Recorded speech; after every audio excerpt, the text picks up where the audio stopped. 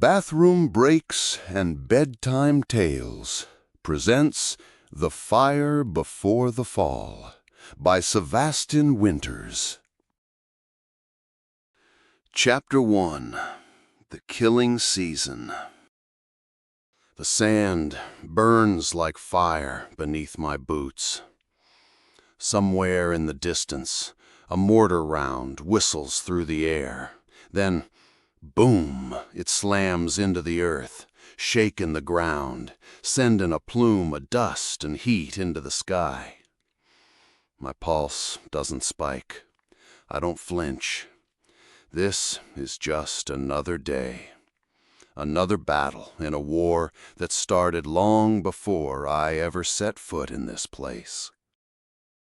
"Odell, move your ass!" Jack's voice crackles through my radio. I tighten my grip on my rifle and push forward, moving through the ruins of what used to be a village.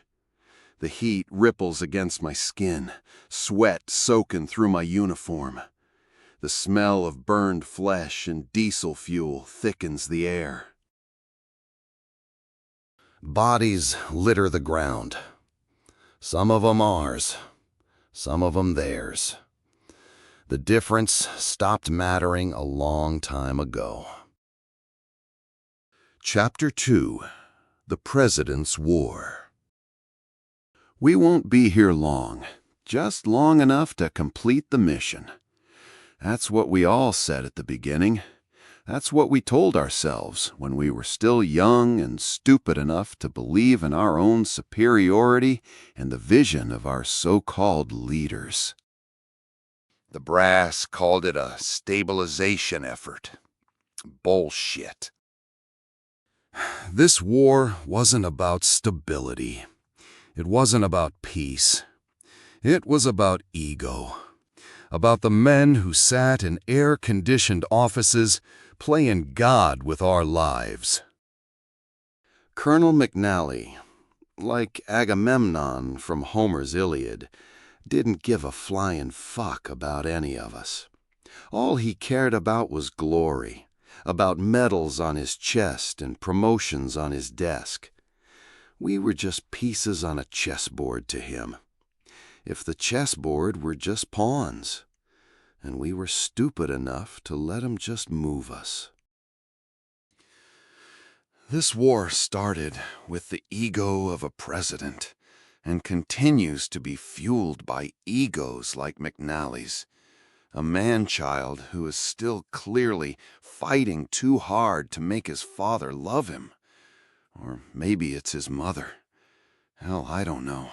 I don't care either. This motherfucker is gonna get us all killed. Odell, listen up. I look up from my cot. Jack is standing over me, arms crossed. His radio, his brick, hangs from his belt, patched up with duct tape and sweat stains. "We're going out again," he says. "Command's pushing us east.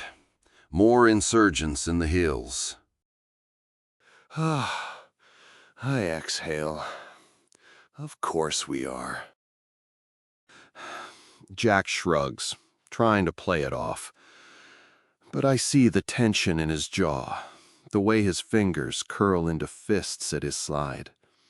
He doesn't believe in this fight any more than I do.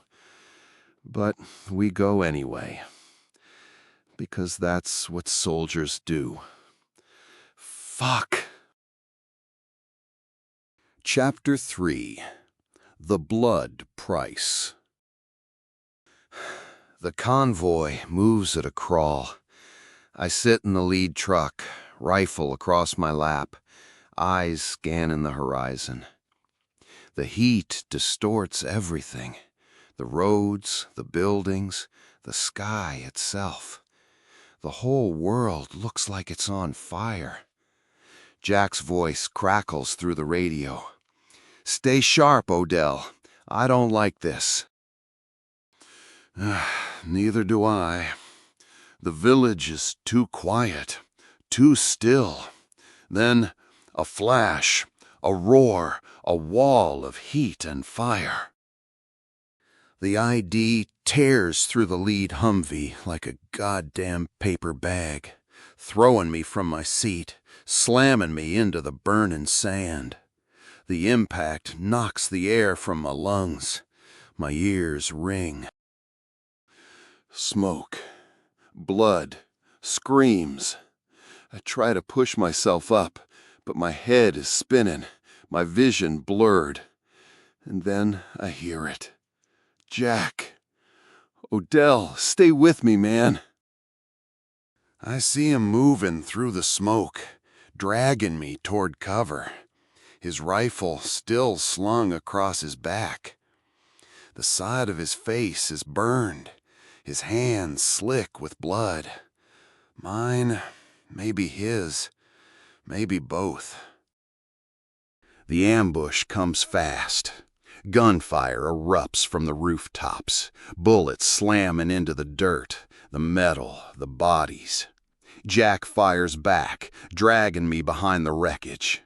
I reach for my weapon, but my fingers are slick with sweat and blood. My grip slips. Fuck, I whisper. Stay down.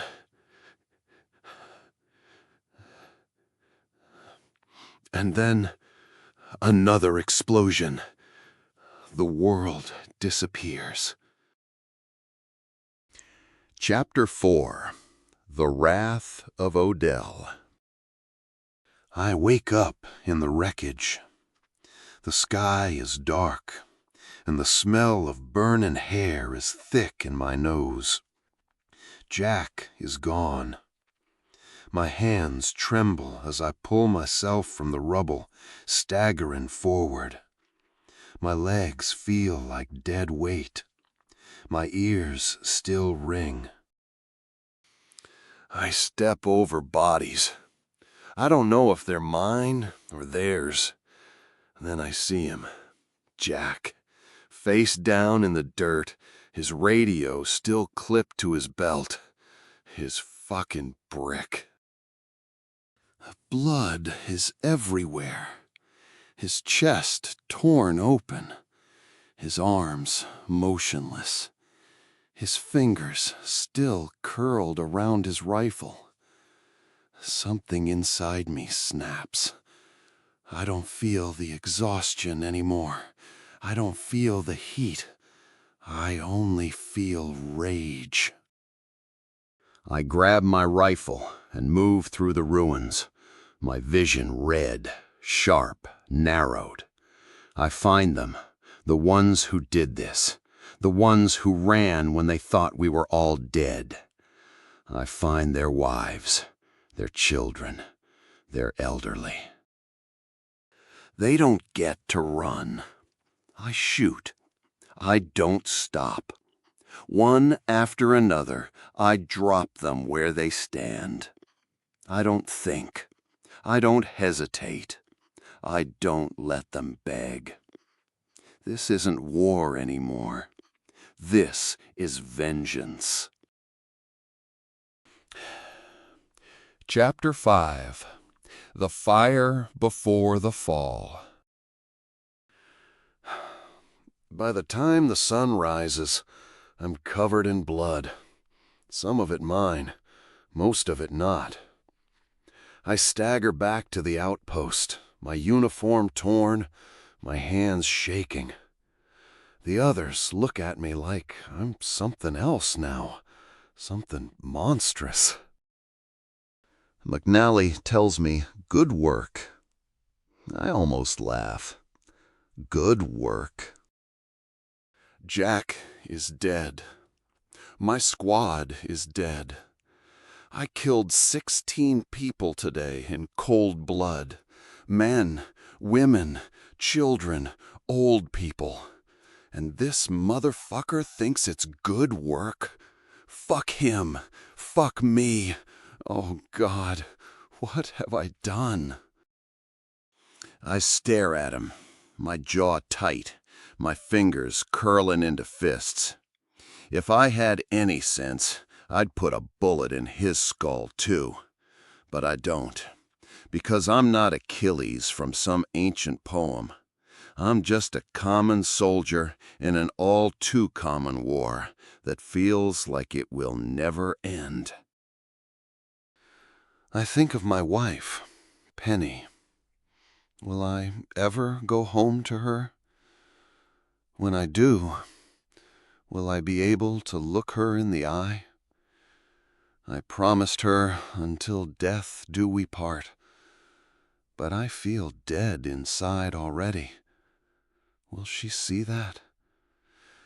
What would she say if she knew what I did today? We all die in the end, I know, and today was their day. But I wasn't a soldier today. I was a friend taking vengeance. Should I even accept the medals they offer? Why did I even come here? Epilogue. The Last Ashes. They send Jack home in a box. I don't go to the funeral.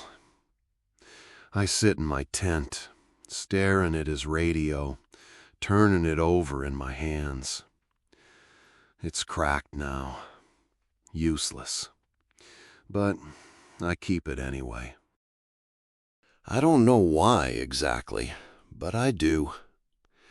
Maybe it is because, in the end, we all leave something behind.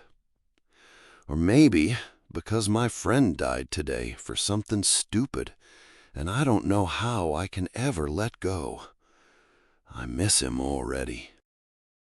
And sometimes, maybe the fact that people miss us when we're gone is the only thing of any value that proves we were ever here at all.